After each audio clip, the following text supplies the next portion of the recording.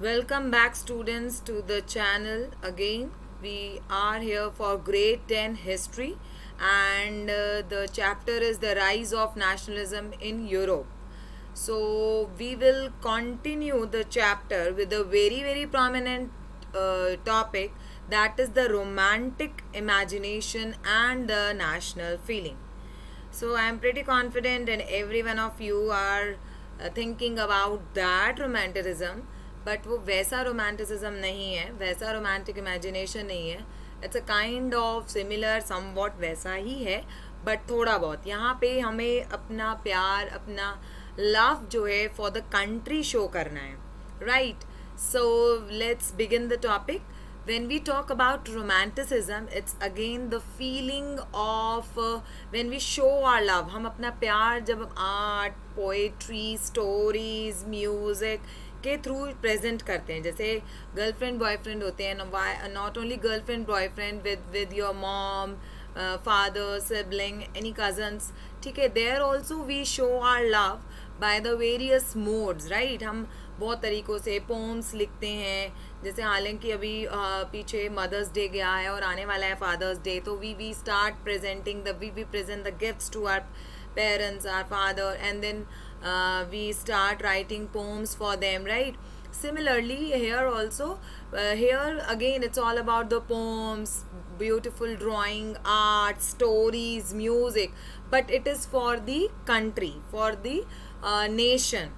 ठीक है, तो ये भी एक तरीका था कंट्री के. देखो, ऐसा नहीं है कि नेशनलिज्म की फीलिंग सिर्फ लड़ाई झगड़े से क्रिएट की जाती है. वहाँ पे एक नया कॉन्सेप्ट आया था कि हम नेशनलिज्म की जो फीलिंग है वो रोमांटिसिज्म के थ्रू भी क्रिएट कर सकते हैं. Although there was a trend going on कि लड़ाई झगड़ा करके एरियाज को ऑक्यूपाई कर लो, अपना कब्जा जमा लो और वहाँ पे लोगों को ज़बरदस्ती यूनिफाई कर दो, नेशनलिज्म की फीलिंग क्रिएट कर दो. बट एक और तरीका था लोगों को मोटिवेट करना, लोगों के अंदर फीलिंग जो डेवलप करना, नेशनलिज्म की फीलिंग कि वो कल्चर. ठीक है, जब भी आईएसएम लगता है ना, तो हम एक्चुअली बिलीफ, एक आइडियोलॉजी की बात करते हैं. Whenever we talk about, जब भी ये लास्ट में वर्ड्स में आईएसएम लग जाता है, तो it depicts the ideology, thought process, belief को डिपिक्ट करता है. ठीक है, तो रोमांटिसिज्म भी एक एक थॉट है. जैसे इससे पहले भी आपने कंजर्वेटिज्म पढ़ा है, या पॉलिटिकल साइंस में हमने फेडरलिज्म पढ़ा है. तो what is this is a kind of believe, एक धारणा, एक विचारधारा. ठीक है, तो यहाँ भी रोमांटिसिज्म एक ऐसी धारणा थी, एक ऐसा थॉट प्रोसेस था जहाँ पे वो कल्चर को पकड़ते थे. तो ये एक तरह का कल्चरल मूवमेंट था जहाँ पे लोगों के कल्चर, लोगों के रिचुअल्स, लोगों के जो है इन बिलीव्स को जो है लिया जाता था और लोगों में एक नेशनलिज्म की फीलिंग, कलेक्टिव बिलोंगिंगनेस की फीलिंग जो है जगाई जाती थी. तो they can use any methods. Even जब हम अपनी कंट्री के लिए नेशनल एंथम गाते हैं या नेशनल सॉन्ग्स गाते हैं, पेट्रोटिज्म होता है वो the way we furls our national flag. हम अपने नेशनल फ्लैग को झंडा फहराते हैं, है ना. तो वो भी एक कंट्री के लिए एक प्यार है. बट वो कैसा प्यार है? रोमांटिसिज्म है, जहाँ पे एग्रेसिवनेस नहीं है, जहाँ पे वायलेंस, कोई पावर का शो ऑफ नहीं है. It is the just the feeling, it's all about the sentiments which is entirely against the science. जैसे गर्लफ्रेंड बॉयफ्रेंड के रिलेशन में क्या होता है, गर्लफ्रेंड या बॉयफ्रेंड बोलता है कि मैं तुम्हारे लिए आसमान से तारे तोड़ लाऊंगा, चांद पे घर बनाएंगे. अब तो although it's possible to purchase the land on the moon also, but usually we it's although, देखो, तारे तोड़ के लाना तो पॉसिबल नहीं है. तो वी से कि romanticism it's all about against the science. ठीक है, साइंस के अगेंस्ट है, बट सुनने में हमें बड़ा अच्छा लगता है. मतलब अच्छा, कोई हमें ऐसे कह रहा है तो वी फील इट्स मतलब बहुत ज़्यादा प्लेजिंग और बहुत ज़्यादा अच्छा लगता है सुनने में. सिमिलरली जब हमें ये लोगों में इस तरह से जगाना, स्टोरीज बना के, म्यूज़िक, आर्ट के थ्रू, पोम्स के थ्रू लोगों में एक फीलिंग, कलेक्टिव बिलोंगिंगनेस को जगाना, दैट्स द रोमांटिसिज्म. तो 1815 के बाद ये सारी चीज़ें भी शुरू हो चुकी थी यूरोपियन नेशन में. And they were into the मतलब they wanted the country should be unified, they wanted the country should have the nationalism feeling. एक नेशन स्टेट बनाने की जोरों शोरों से तैयारी चल रही थी. तो इसी, अब देखो, रोमांटिसिज्म लोगों में जगाया क्यों? जैसे इन लोगों ने, ये है क्या, एक कलेक्टिव हेरिटेज को पकड़ना, ठीक है, सभी लोगों में एक कॉमनैलिटी को फाइंड करते हैं। ये मिस्टिकल फीलिंग्स हैं बना मतलब इमोशंस, सब इमोशंस की बात है। एक ऐसी मतलब एक खूबसूरत मतलब एक फीलिंग होती है, ठीक है, और ये कॉमन कल्चर को पकड़ता है, जो एक सिमिलैरिटी है दो लोगों के बीच में। बॉन्ड कैसे होता है कि कुछ ना कुछ कॉमन रहता है, तभी उनमें एक स्ट्रॉन्ग बॉन्ड बनता है। जैसे आप लोग स्कूल में पढ़ने जाते हो, आप लोगों की अपनी अपनी सेक्शंस बनी होंगी, तो आपकी एक सेक्शन एक यूनिफाइड बॉन्ड होगा, यानी आप में कुछ ना कुछ कॉमनैलिटी होगी, तो वही बॉन्ड को पकड़े रखते हैं। जैसे आप अगर ई सेक्शन के हैं, डी सेक्शन के हैं, तो एक कॉमनैलिटी है जो आपकी यूनिटी को रिप्रेजेंट करती है। या आप अपने स्कूल को बता रहे हो तो स्कूल को एक रिप्रेजेंट करता है। तो what is this? This is something which pick up the only common thing, common culture को पकड़ना, लोगों के सेंटिमेंट्स को पकड़ना, उनके हेरिटेज को पकड़ना, और उससे क्योंकि लोग बहुत अटैच होते हैं अपने कल्चर से, रिचुअल से, इसीलिए तो रोमांटिसिज्म भी इसी पे एम्फसाइज करता है। और क्या कहा जाता है इसके अंदर? देखो, ऑल इन ऑल अगर हम इसको वाइंड अप करूँ, रोमांटिसिज्म क्या है? एक इमोशंस का गेम है, ठीक है, इमेजिनेशन है, काल्पनिक, मतलब हम तारे तोड़ लाना, it's just an imagination which couldn't be possible basically.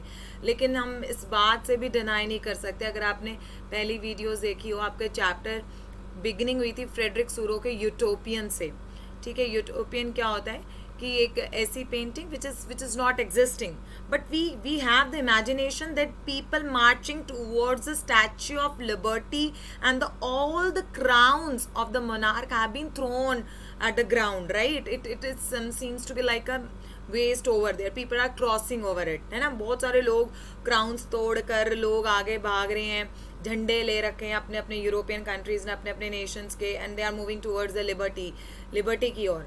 तो वो भी क्या है? एक इमेजिनेशन है, एक इमोशंस, मतलब इमेजिनेशन की इंट्यूशन कि अब ऐसा होने वाला है, ऐसा होगा। तो यूटोपियन अगर हम बात करें, इंट्यूशन ही तो था फ्रेडरिक सोरो का, राइट। तो डाइवर्सिटी को हम सेलिब्रेट कर रहे हैं, यूनिकनेस, ब्यूटी को जब हम सेलिब्रेट करते हैं, अपने पास्ट को ग्लोरीफाई करके बताते हैं, अपने कल्चर को, हमारे एंसेस्टर्स को, ठीक है। ये जो हम देखते हैं, जैसे नवरात्रि शुरू होते हैं तो पूरा वो रामायण चलता है, पूरा वो दिखाते हैं, पूरे 9 दिन का रामायण जो होता है ना। तो सिमिलरली वो क्या, हम अपने पास्ट को बहुत ब्यूटीफुली ग्लोरीफाई कर रहे हैं, लेजेंड्स को, मार्टियर्स डे सेलिब्रेट करना, हीरोज को इमेजिन आइडलाइज मानना, रिबल्स देखना कि 18 जैसे इंडिया का 1857 रिवोल्ट है, ठीक है, लोगों को इंस्पायर करना अपने देश के प्रति रिस्पेक्ट और लव की ओर।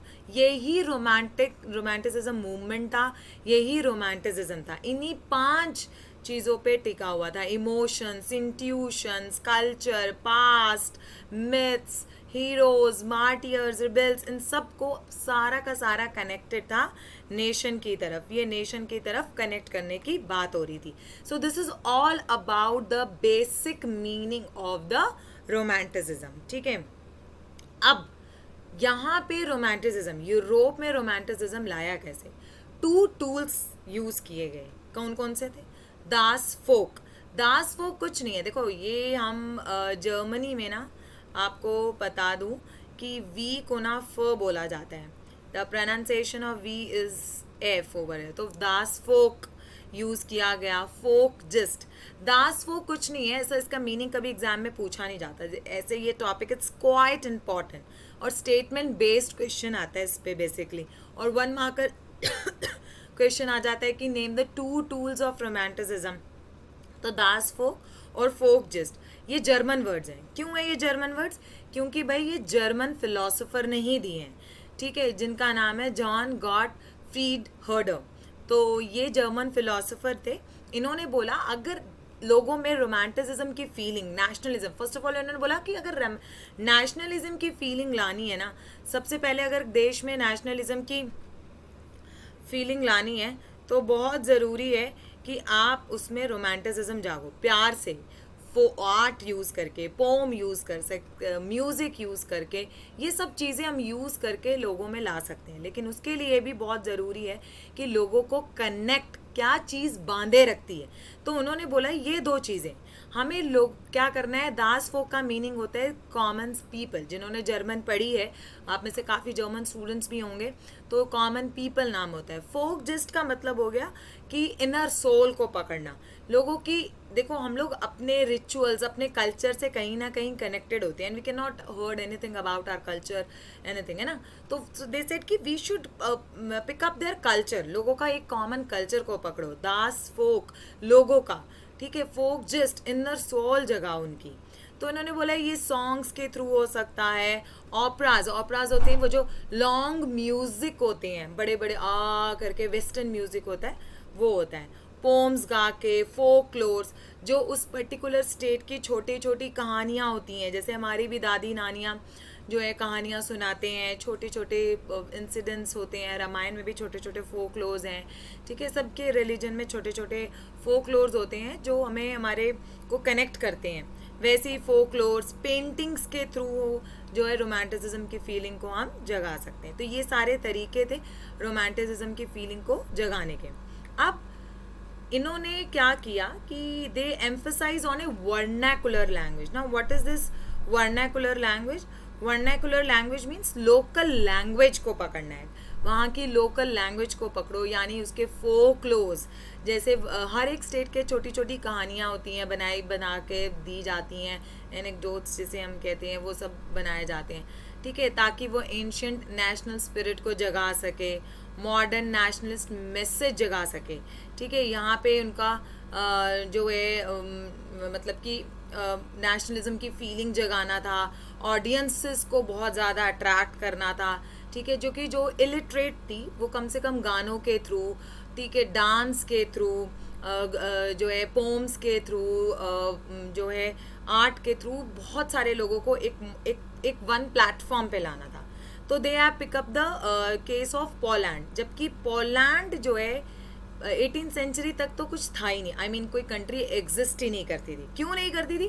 Because it was actually occupied by the great powers. उस टाइम पे प्रशिया, रशिया, ठीक है, फ्रांस, ये सब कंट्रीज हुआ करती थी, तो इसका कुछ एग्जिस्टेंस नहीं था। अब इन्होंने अपना एग्जिस्टेंस लाना था, इसको बेसिकली ऑक्यूपाई करके रखा था रशिया ने। तो इन्होंने क्या करा, इन्होंने अपना म्यूजिक, अपना लैंग्वेज यूज किया, सभी लोगों को जोड़ा और रशियन के अगेंस्ट इन्होंने रिवोल्ट किया। एक एग्जाम्पल आता है इस चैप्टर से, इस क्वेश्चन से रिलेटेड, कि हाउ डिड दी मतलब culture played an important role in creating the nationalist feelings among the Europeans. Explain with an example. तो आपको एग्जाम्पल लिखना है पोलैंड का, ठीक है। इसमें 18th सेंचुरी के बाद, मतलब आप कह लो कि पोलैंड एक प्रॉपर कंट्री कब बना है? वर्ल्ड वॉर के बाद, सेकेंड वर्ल्ड वॉर के बाद। तो इन लोगों ने क्या करा, फोक सॉन्ग्स, वहाँ अपने पॉलिश फोक सॉन्ग्स यूज़ किए, पॉलिश लैंग्वेज यूज़ की, पोम्स यूज़ किए, डांस फॉर्म, जो इनके डांस फॉर्म थे पोलोनीज और मजूरका। ये मजूरका डांस है और ये पोलोनीज डांस है, ठीक है। इन डांस फॉर्म्स को जगाए रखा, यूज़ किया। मतलब अगर आपको देश के अगेंस्ट, मतलब रशियंस के अगेंस्ट ये लोग रिवोल्ट करते थे, तो they start doing their own art form, अपना जो है डांस फॉर्म यूज़ करते थे। मजूरका, पोलोनीज, ये डांस फॉर्म्स के थ्रू दिखाते थे कि we are not at all be the part of Russia, we don't want to be under the Russia, we have our own identity, हमारी अपनी एक अलग आइडेंटिटी है, हमें रशियंस के अंडर नहीं रहना। ऑल्दो रशियंस बहुत पावरफुल थे, बट ये लोग फिर भी नहीं हारे। तो कैरल क्रिपिंस्की, very very important personality he was. So he was the only one who took initiative, ओपराज गाए, काफ़ी इवेंट्स किए, फोक डांसेस से लोगों को मोटिवेट किया और बोला कि अगर हमें रशिया से भागना है, रशिया से पीछा छुड़ाना है, या रशिया से आज़ादी चाहिए, तो हमें जो है अपना डांस फॉर्म, अपना लैंग्वेज, अपना सॉन्ग्स जो है यूज़ करने होंगे। तो रशिया ने जैसा पूरा पोलैंड को कंट्रोल करके रखा था, रशियन लैंग्वेज इम्पोज की गई थी, ठीक है, वो सब इन्होंने हटाया अपनी लैंग्वेज में। इन कैरल क्रिपिंस्की के कहने पर पॉलिश लोगों ने, वहाँ के लोगों को पॉलिश और लैंग्वेज भी पॉलिश है, तो वहाँ के लोगों ने पॉलिश लैंग्वेज में प्रेयर्स करना शुरू कर दी। पर ऐसा नहीं है कि रशिया उस टाइम चुपचाप रहा, रशिया ने भी इन लोगों को जेल में डाला, वहाँ के प्रीस्ट को, काफ़ी लोगों को जेल में डाला, पर फिर भी रुके नहीं, ठीक है, ये करते रहे और फाइनली इनको आज़ादी तो ज़रूर मिल गई, बट एक बहुत बड़ा एग्जाम्पल दे के गए ये लोग। एग्जाम्पल था वो रोमांटिसिज्म का। ज़रूरी नहीं लड़ाई झगड़े से ही हम आज़ादी पा सकते हैं, it could be the other way around also. प्यार मोहब्बत रोमांटिसिज्म के थ्रू भी हम अपने देश को, अपनी आइडेंटिटी को बचा सकते हैं। तो एक पीस का आप कह सकते हो एक तरीका था इन लोगों का। पीस क्या था, इनकी साइड से पीस था, लेकिन रशियंस ने बहुत इनको जो है बहुत मारा और बहुत हार्श ट्रीटमेंट रखा, but still they were never ever get stopped. So this is all about romanticism. Again there students, बहुत एक PYB क्वेश्चंस, 2 PYB क्वेश्चंस आते हैं इसमें।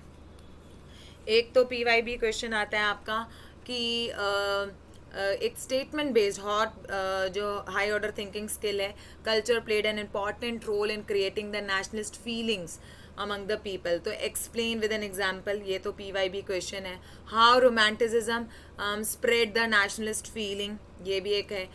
Name the two tools used by the name the two tools of romanticism, who had given these tools. तो these are something which are very important and the PYB questions, ठीक है, previous year board questions हैं, तो इन questions को ज़रूर पढ़िए। और Poland जैसे आपको एग्जाम्पल लिखना है, बुक में बहुत लेंथी है, रिफ्रेशर्स में लेंथी है, तो you may right in this way, जिसमें ये सारे कीवर्ड्स आपके आने चाहिए with the proper headings. It makes your answer more impressive. I hope आपको रोमांटिसिज्म कॉन्सेप्ट क्लियर हो गया होगा और कोई भी प्रॉब्लम नहीं होगी इसमें ना। सो thank you and have a nice day and stay tuned with the channel and for more updates, grade 9-10 social science, CBSE board, or keep liking, keep subscribing, and please comment on the, if you like the videos, please comment on my videos. Thank you and have a nice day.